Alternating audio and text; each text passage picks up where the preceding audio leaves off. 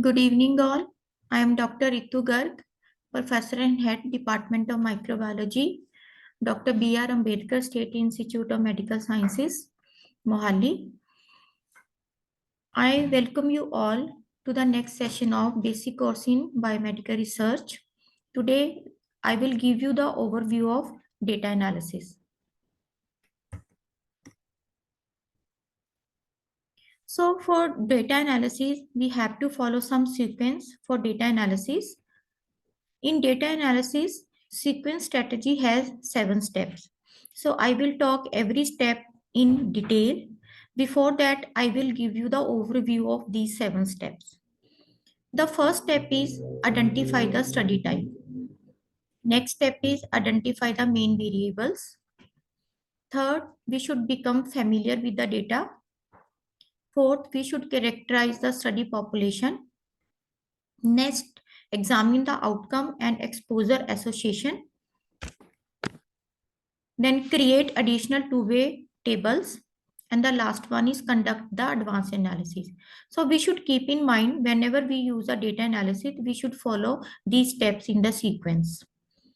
So first is identify the study type. Identifying a study type is the first and foremost step for the data analysis. There is two types of studies: descriptive studies, which means estimation of the quantity, and the analytic study, which means testing of the hypothesis. So whenever we want to identify the study, we need to look at the protocol, especially for study objectives and the study type. The next step is identify the main variables. For whenever we do the data analysis, we should know what is the outcome of the study, what are the exposures in the study, and what are the potential confounders. That is a priori, means before the analysis, that is pertaining to the age, gender, socioeconomic status. Next step, we should know the variables for subgroup analysis also. Third step for data analysis is we should become the familiar with the data. Whenever we done the study and we are ready to plan the data analysis, we should be familiar with our data very. For that, we need to perform the frequency distribution of all the variables which are used in the study. And then we look at the descriptive statistics. The descriptive statistics which help us to describe the study population which was used in the study. And whenever we become the familiar with the data and we are ready to do the data analysis, then we have to clean our data. For cleaning the data, we have to check for the duplicates of the data, and we should cross check, and we should look for the missing observations. We also should check the ranges and the legal values in the data dictionary, and we also check for the consistency in the pattern of the data. What is the consistency of the patterns of the data? Now, next step is for data analysis is characterize the study populations. So how we can characterize the study population? It can be done by demographic characteristics, that is in pertaining to the age, gender, income, and health features, if any, in the study population. And next very important step for data analysis is we should examine the outcome and exposure association. It is based on priori hypothesis, means before the analysis. So in case of analytic study, like in case control studies and the cohort study, we compare the two groups for the frequency of the exposures using the appropriate measure of association. We know in the analytic studies, like in case control study, what is a measure of association? It is a odds ratio. And in the cohort study, what is a measure of association? It's the relative risk. And it is also based on the prior knowledge. And it is based on the study designs. Each of the study design has its own measurement of association for the specific exposure and outcome. I already told you, like in case control study, what is a measure of association? It is odds ratio. And in case of case control study, what is a measure of association? It is the relative risk. And we should also take care about the bias and the confounding that complicate this association. Now I'm giving some of the scenario based upon this step. Like if we are doing an analytic study and the study outcome is of acute nature and a rare condition, what is the appropriate study design and the measure of association? Just see here the outcome is a acute nature and it is a rare condition. So in this scenario, we will do the case control study. And in case control study, what is a measure of association? It is odds ratios. The answer is B, case control study and the odds ratio. Next scenario, if we are doing an analytic study and the study outcomes of acute nature and frequent condition, what is the appropriate study design and the measure of association? Here the outcome is acute nature and is frequent condition, not the rare condition in the previous scenario. So what is the, in this case, we use a cohort study, and what is the association, measure of association? It is the relative risk. So here answer is the A. Next step is create additional two-way tables. It is done on the basis of analysis result. So when we are ready to do the data analysis and there we are analyzing the new variables, so we create the additional two-way tables. The last step is conduct the advanced analysis. This is very important for the data analysis. We conduct the advanced analysis, like for univariate analysis, we do stratified analysis and the multivariate analysis. As the name is suggesting, univariate analysis means where we are analyzing the one variable only. There is one term bivariate analysis. Bivariate means when we are analyzing the two variables.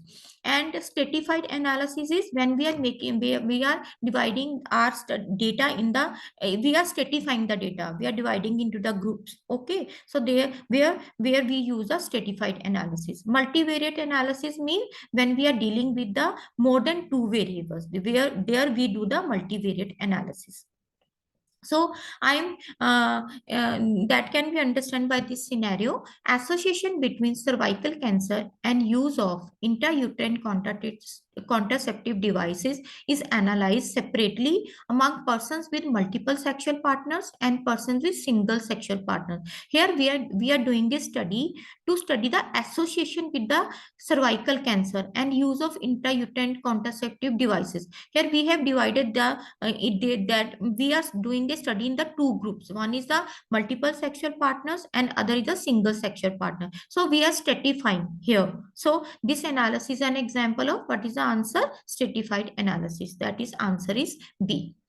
Now this is all about the 7 spins of data analysis. Now how we can do the data analysis? Should we use the softwares? Yes, we should use the softwares, but sometimes we use a spreadsheet for the data management and analysis, but we should avoid to use this spreadsheet because they are very prone to errors.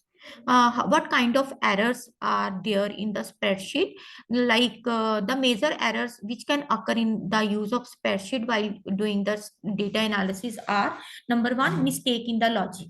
What do you mean by the mistake in the logic? Sometimes we do subtracting instead of adding the data, or we omit the parentheses in the formula creation. Sometimes we do the errors incorrectly copy the formulas, then it makes a difference. It can create the wrong data analysis, and sometimes accidentally overwritten formulas. So we should avoid the use of spreadsheet for the data management and the data analysis.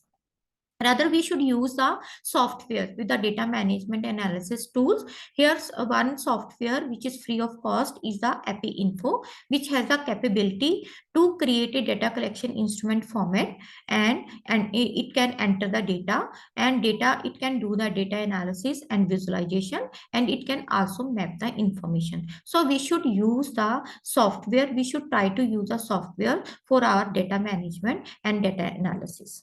So this is all about the overview of data analysis. Now, what are the concluding notes of overview of data analysis in my lecture?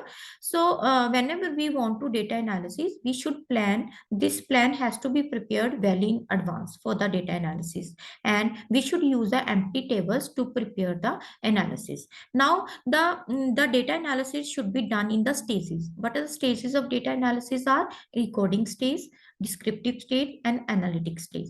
What is the recording stage? When suppose we are doing a study on to see the effect of the exercise to reduce weight. So if we want to answer this question, why data analysis, what is the initial stage of analysis? We will record for recording of the for the recording stage, we will create the outcome data. Hey, what is the outcome in this question? Whether the weight has reduced with the exercise or not, that is the outcome. So we will create the outcome data for recording. Then we will record the key variables. What can be the key variables? Age, because the effect of exercise can be different in different age groups. Then we can use the key variables like what is the intensity of the exercise, it is mild exercise or moderate exercise or the extensive exercise. So that can make the difference in the weight reduction. After the recording stage, descriptive stage. In the descriptive stage, what we will do, we will calculate the frequency of the outcome. What was the frequency of the outcome in our study? Then we will do the analytic stage. Analytic stage, I have already told you, can be done by univariate analysis, stratified analysis, and the multivariate analysis. So whenever we plan to do our data analysis after conducting the study, we should avoid post hoc analysis and the data drenching. What do you mean by post hoc analysis? I have already told you, whenever we want to do the data, we are planning to do the study, we should plan for the data analysis in advance. But what is post hoc analysis? All analysis that were not pre-planned and were conducted as an additional analysis after completing the study are considered as post hoc analysis. So we should avoid this post hoc analysis. And data drenching, data drenching is also pre-planned, when we squeeze the data to for the which was not pre-planned. So this is data drenching. Okay, so this is all about my overview of the data analysis, and thank you.